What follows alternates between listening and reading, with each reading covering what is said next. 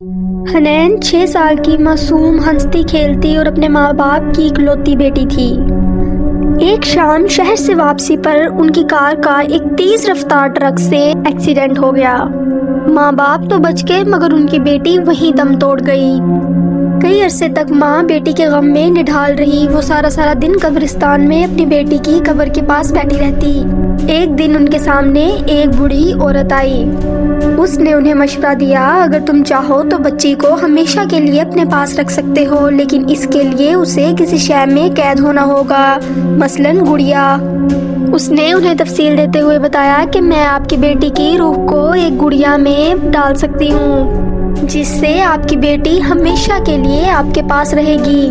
غم میں ڈوبے والدین کو کچھ سمجھ نہ آیا۔ انہوں نے وہ سب کچھ کیا جو اس بوڑھی عورت نے انہیں بتایا۔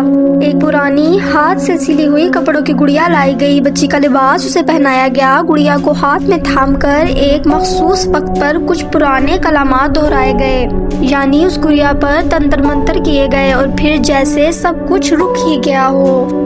اس بچی کی روح اب اس گڑیا میں آ چکی تھی۔ شروع میں سب کچھ ٹھیک رہا۔ گڑیا کو ایک گھر کے کونے میں رکھا گیا۔ روز اسے صاف کیا جاتا۔ کبھی ماں اس سے باتیں کرتی، کبھی باپ چپ چاپ دیکھتا رہتا۔ مگر پھر عجیب و غریب چیزیں ہونے لگی۔ گڑیا اکثر راتوں میں اپنی جگہ سے ہٹ کر کہیں اور پائی جاتی۔ کمرے میں اکثر ٹھنڈک بڑھنے لگتی۔ دیواروں پر چھوٹے چھوٹے ہاتھوں کے نشان ملنے لگے۔ والدین کو کئی بار محسوس ہوا جیسے کوئی ان کا نام دھیرے دھیرے پکار رہا ہو۔ ماں نے ایک رات گڑیا کو خود سے باتیں کرتے ہوئے سنا۔ وہ آواز حنین کی تھی مگر الفاظ بہت بھاری اور عجیب و غریب سے تھے۔ ایک رات ماں پانی پینے کے لیے اٹھی تو اس نے دیکھا گڑیا ہاتھ میں چھری لیے پورے گھر میں ٹہل رہی تھی۔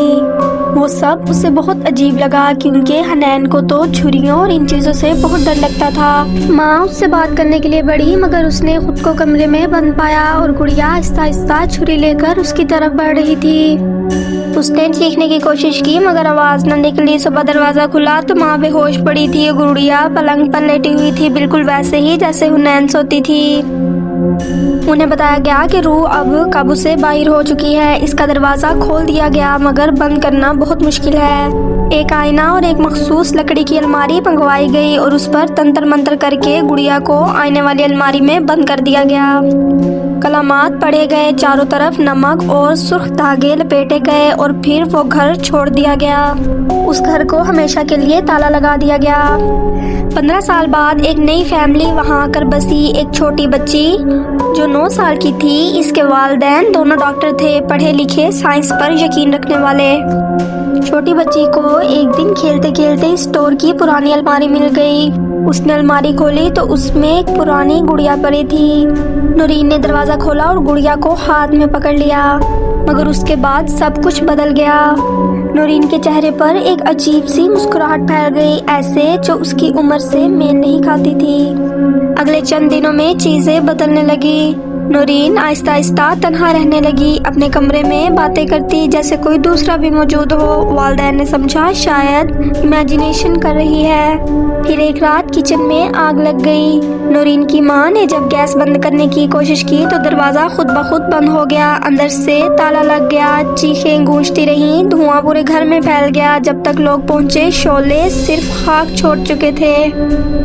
جب باپ نورین کے پاس پہنچا تو اس نے نورین کے اندر کچھ عجیب و غریب دیکھا۔ وہ ایسی نہیں تھی، اس کو اپنی ماں کے جانے کا کوئی غم نہیں تھا۔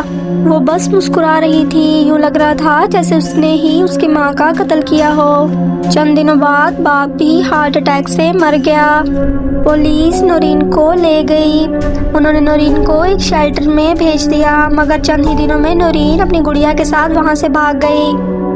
اس گھر میں جا کر بھی پولیس نے ڈھونڈنے کی کوشش کی مگر وہاں سوائے خون اور راکھ کے کچھ نہ ملا۔ مگر لوگوں نے بتایا ہے کہ رات کو جب بھی ہم اس گھر کے قریب سے گزرتے ہیں تو ہنسی کی مدھم آوازیں آتی ہیں، جیسے ایک چھوٹی بچی کسی سے بات کر کے ہنس رہی ہو۔